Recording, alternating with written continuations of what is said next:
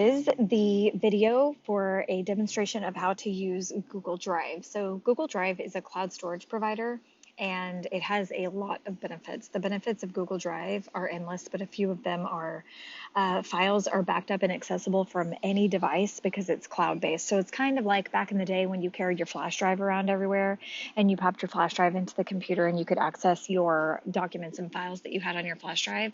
Google Drive is like having a flash drive with you that you don't have to plug in and you can access it from anywhere at any time. You can search for anything in your drive by using the search function. There's a search function in Google Drive, and you will realize the importance of this function when you start adding bunches and bunches of things to your Google Drive. And you can work with others on any files that you have saved in your Google Drive simply by sharing a link. So to access Google Drive, there's a variety of ways, but the most popular way to access Drive is on the web. So to access Drive on the web, you just open a browser and you type in drive.google.com.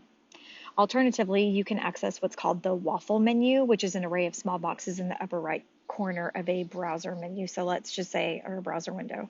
Let's say I open a new tab on Google and I can click on this waffle menu. This is the waffle menu and it shows me a variety of apps. I can get to my drive from that way as well. To start adding content to your drive, you would select any files that you have on your computer and upload. So let's say that I have this scholarly behaviors PDF on my desktop. In order to add it to my drive, I can simply click it and drag it over. That is one way, and I already have it in there, so I can either replace the existing file or I can keep both. Click upload. So if that didn't happen, like if it wasn't a duplicate in there, you can just drop it in. Another way to do that is to click on the new button here, and you can upload a file or a folder from your computer, or you can choose any of these other Google apps that are on the drop-down menu to add things that way as well. So to create a folder, so another thing that you want to do is to create a folder or folders, because adding content is so simple that you will have bunches and bunches of things in there before you know it, and you will want to keep it organized. So to add a folder is super easy too. There's a couple of different ways. You can click the new button and click add folder. You would just title it and hit create.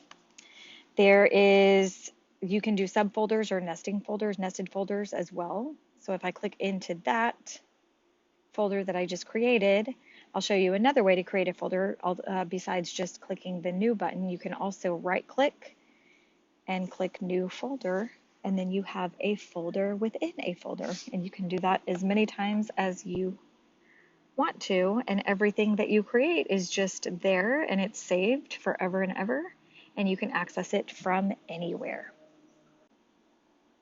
Google Slides is a free Google app that allows users to create presentations. So it's comparable to Microsoft PowerPoint.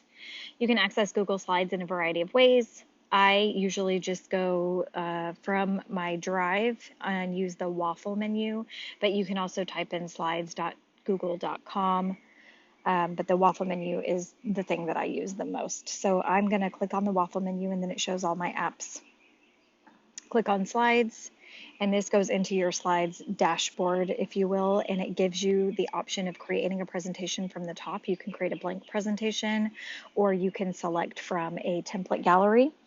And you can also have access to recent presentations that you've created or have been shared with you. So that's what all of these are down here. So if I wanted to just edit something that was already created, I could do that. So for the purpose of this video, we are just going to pretend like we're creating a new presentation. So I clicked on blank.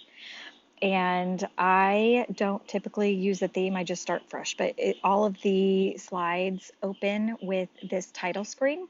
So you just click in these text boxes that are already there and you can type in whatever you want. There is a title box, there is a subtitle box, and you can use these or you can delete them.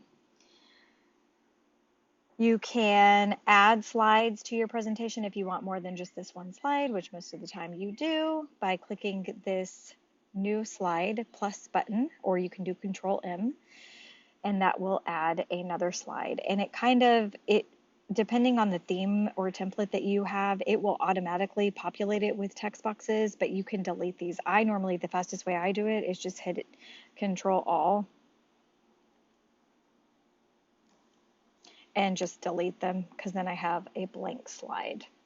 So to edit a slide and add features and content for your presentation, I'm just going to kind of go through the menu here. So insert, you can do images, you can upload images from your computer, you can search from the web, you can get them directly from your Google Drive, Google Photos, you can type in a URL, you can use your camera. There's a variety of ways that you can add images. Let's go search the web for one, shall we? Let's do a ladybug. And I find the one that I want and I can insert it. You can resize them, the images that you select, turn them. So the design elements are really cool in this program. You can also insert a text box. You can change the font, all the fun things. You can insert audio, and this is something that I just figured out how to do. So you would use an app like Audacity or just a recording app to record whatever soundbite you want. You put it into your Google Drive, and then you can put that sound into a slide, and it gives you this little speaker button. And that's really cool for me because I teach really young students, and so now they are able to access the information that I'm giving them because they can listen to it as opposed to read it.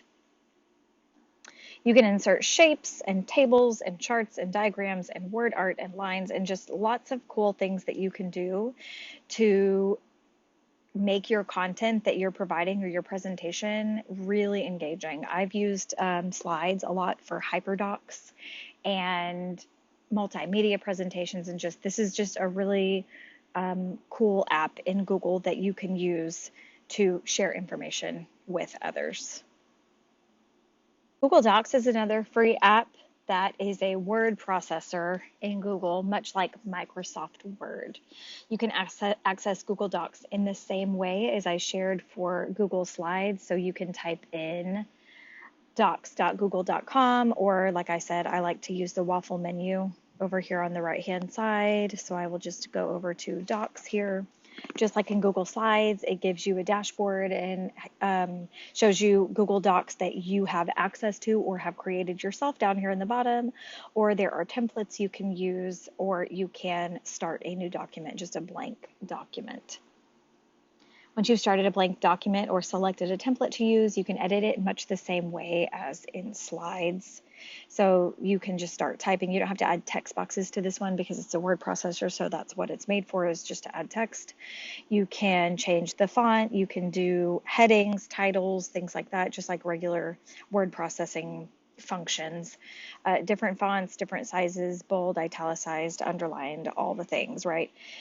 You can also add images, and just like with Google Slides, there's a variety of ways that you can add images, tables, drawings, charts, all the things that you could add to customize the document and portray whatever message you are trying to portray for its purpose. There are two cool features that I wanted to point out that are great for collaboration tools. From the menu, if you click Insert, you can insert a comment. You have to have something on here first.